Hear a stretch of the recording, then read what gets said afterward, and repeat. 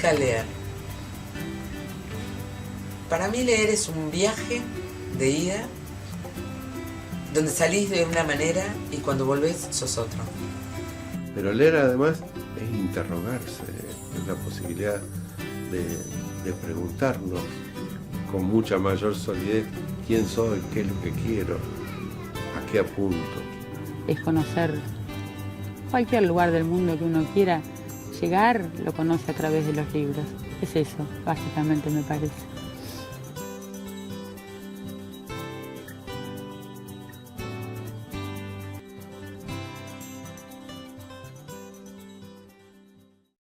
Yo soy Roberto Cosa, más conocido como Tito Cosa, dramaturgo, es decir, escribo obras de teatro.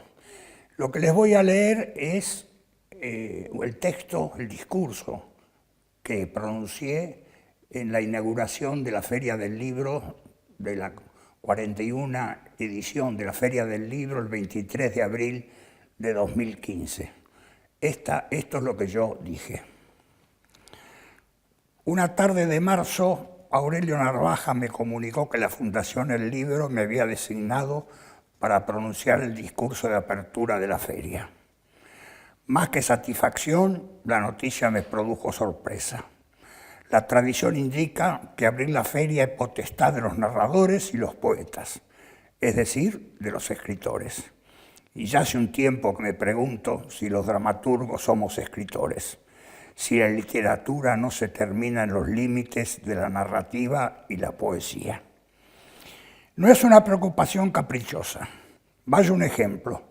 Hace unos años, un importante diario convocó a 100 escritores para que eligieran a sus 3 escritores argentinos preferidos. Entre los 100 convocados no había un solo dramaturgo. Los nombres elegidos obviamente se repetían, pero pasaban los 200. Ningún dramaturgo. Definitivamente nos echaron de la literatura, me dije. No me enojé, preferí hacerme algunas preguntas. Porque en realidad, ¿es el dramaturgo un escritor? ¿No es antinatural escribir teatro? Un escritor es un dios que crea su obra definitiva, una obra que consagrará el libro. El dramaturgo, que cuando escribe también se siente un dios, entrega la obra al vicario, que lleva la palabra de Dios para que complete la creación. El escritor crea para el libro, el dramaturgo para el escenario. El escritor sueña con un lector leyendo su obra, el dramaturgo con un espectador sentado en la platea, testigo de la creación definitiva del vicario. Y en los tiempos que corren, el vicario es el verdadero Dios creador. Un dramaturgo abriendo la Feria del Libro. Salvando las distancias me sentí como el Papa Francisco. Me habían ido a buscar al fin del mundo. Y le pedí a Aurelio que me diera 24 horas para pensarlo. Como pueden ver, dije que sí. Y no vengo al templo de la literatura a reivindicar el rol literario de los dramaturgos, aunque sospecho que esto es lo que esperan mis colegas. A medida que se conoció la noticia de mi designación, comencé a recibir los comentarios corporativos. Era hora de que sea un dramaturgo, me dijeron algunos. Una autora me envió un correo electrónico donde exclamaba entre signos de admiración: al fin se hizo justicia. ¿Es la Feria del Libro donde nos hace justicia a los dramaturgos? ¿Cuál justicia? ¿Necesitamos ingresar al Parnaso para que certifiquen que somos escritores? Empecemos por preguntarnos qué define al escritor. El amor por la palabra. No otra cosa es un escritor, alguien que ama la palabra. Pero es el amor del cazador, no del amante. Cairel es una palabra bella, pero el escritor elige un sinónimo, el horrible festón, porque es la palabra que necesita. No se acuesta con Cairel, caza a festón. El dramaturgo transita los mismos dilemas, la palabra necesaria.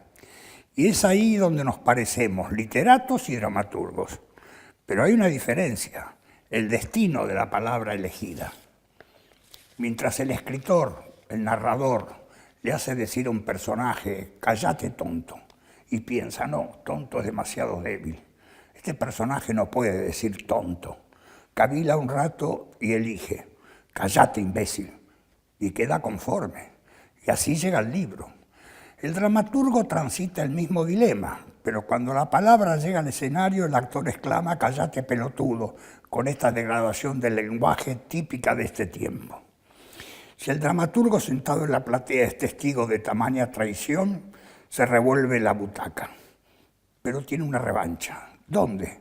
En el libro. La palabra elegida volverá intacta al libro, y es ahí cuando pensé que mis pronósticos eran relativos. Los dramaturgos volvemos a ser escritores en el libro, solo que dejamos que los ajenos se metan con nuestra historia. Pero confesemos, necesitamos que se metan con nuestra historia. El dramaturgo le cede la palabra al actor. De última, es el destino de la palabra teatral. No está bien ni mal, es su destino. El Quijote está congelado hace 400 años intacto. Romeo y Julieta también, en el libro. Pero me pregunto, ¿quién en este tiempo lee el Quijote por placer? Muchos menos leen a Romeo y Julieta, pero no hay lugar del mundo donde cada día nos esté representando la tragedia de los amantes de Verona, seguramente en versiones que no le harían mucha gracia al viejo Willy. El libro no traiciona al dramaturgo, pero el dramaturgo necesita del actor, el gran traidor, un traidor que nos mantiene vivos. Hoy por hoy no me imagino a un lector comprando un texto teatral como quien adquiere una novela. Se lee teatro en el mundo del teatro, un poco en la carrera de letras y a veces en las escuelas secundarias. Los textos teatrales circulan en el mundo del teatro con fines utilitarios. Lo leen los directores, los actores, en la búsqueda no de nuestra historia, solo como un pretexto para contar su propia historia. Nuestras obras no son más que un pretexto. Yo llegué a la conclusión que los dramaturgos somos escritores con capacidades diferentes. Cuando me decidí a atravesar este trance y elucubrar este discurso, pensé que debía rendir homenaje a mis libros, los que me dejaron alguna marca, y aparecieron los de mi infancia, los cuentos de Monteiro Lobato, el escritor brasileño, que mi tía Emma me regaló una tarde de gripe, el triple placer, no tener que ir a la escuela, tomar té con bizcocho canale y leer las peripecias de Naricita y su pandilla. Y las tardes de verano en Mendoza, cuando me introduje en la biblioteca de mi prima Nelly, Tom Sawyer, Los Miserables, las novelas de Archibald Cronin, y los tiempos de mi adolescencia, cuando el pelado Agustín Gorri y el Coco Pesolano caminábamos por las umbrosas calles de Villa del Parque recitando los 20 poemas de amor de Pablo Neruda. Son los libros de mi primera experiencia literaria. Cada lector tendrá los suyos. Lo que me pregunto es si alguien leerá hoy aquellas historias que me fascinaron, si los libros, como los seres humanos, nos mueren algún día para siempre. Y también pensé en los libros que no leí y que seguramente ya no leeré, y que el canon me dice que debería haber leído. Son muchos, pero ya es tarde. Escucho decir a quienes saben que la industria del libro atraviesa un buen momento. Se abren nuevas librerías y las ventas crecieron. Los libros de autoayuda, de divulgación científica o de historia se venden por decenas de miles, pero mi editor de cabecera, Daniel Divinsky, me aclara que una tirada promedio de una novela de autor argentino alcanza los 3.000 ejemplares. Y llega a 5.000 cuando el escritor es conocido. De poesía se tiran 500, salvo excepciones. Y de los libros de ficción, salvo excepciones, los que más se venden son los de autores extranjeros. Escritoras y escritores. Los que profesamos el teatro sabemos mucho de esto. El prestigio se consigue en los sótanos, pero el dinero circula por la calle Corrientes. El gobierno nacional compensa el libro del autor argentino con compras millonarias que distribuye en las bibliotecas populares y en las de los sistemas educativos. En todo el país son decenas de miles de bibliotecas populares educativas y millones de chicos y adolescentes que tienen acceso a los libros.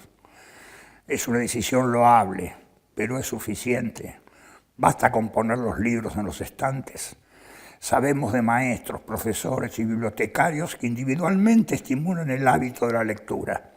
Personalmente conozco la importante tarea que realiza la Fundación Mempo Giardinelli en el Chaco, provincia en que alguien dijo alguna vez que era inviable. Las estrategias de esta fundación para provocar el estímulo por la lectura son sorprendentes y reconocidas en buena parte del mundo y hasta por la UNESCO. No convendría elevar esa experiencia a un plan nacional porque, en definitiva, ¿cuál es la tarea fundamental de los gobiernos en la gestión cultural? Ayudar a acercar las artes a las mayorías. Abrigo un placer personal por la música clásica. Me conmueve la 9ª Sinfonía de Beethoven, pero tengo colegas del mundo de la cultura que les resulta indiferente. Escucharon y eligieron, como cada uno de nosotros, pero me duele pensar que hay un ser humano que pudo haberla disfrutado, pero no la escuchó nunca.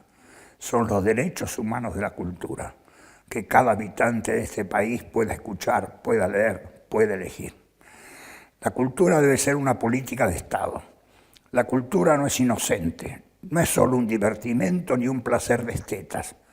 La cultura, las artes, para ser más precisos, ingresan en el imaginario de los pueblos y se transforman en ideología. Sospecho que si no se hubiera escrito el Martín Fierro, el peronismo no habría existido. Estamos en víspera de cambiar el país. Se va un gobierno que puso la cultura en la agenda. Además de la distribución de libros, otorgó derechos a los directores de cine y a los actores que los reclamaban desde hacía décadas. Y potenció a la industria del cine. Elevó a la cultura a grado de ministerio. Más allá de mayor o menor cercanía con las políticas del gobierno, muchos de nosotros sentimos que por primera vez se nos escucha.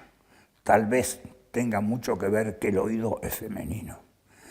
Esperamos que quien nos gobierne el próximo año mantenga estas políticas de difusión de los libros, que los libros sigan llegando a las bibliotecas populares y a las escuelas, que los artistas avancen sobre sus derechos.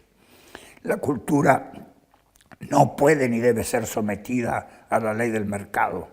La cultura no es una mercancía. La cultura es el instrumento para profundizar la democracia. La cultura nos iguala, nos hace mejores seres humanos. Un libro en las manos de un niño abre el camino a un mejor ciudadano. En las horas que vienen, algo así como 1 millón de personas transitarán por los pasillos de esta feria. Un espacio que es orgullo de los porteños y de los argentinos. Conmueve cada año asistir a este encuentro con los libros. Son esos hechos que cuando ocurren nos hacen pensar que un mundo mejor es posible.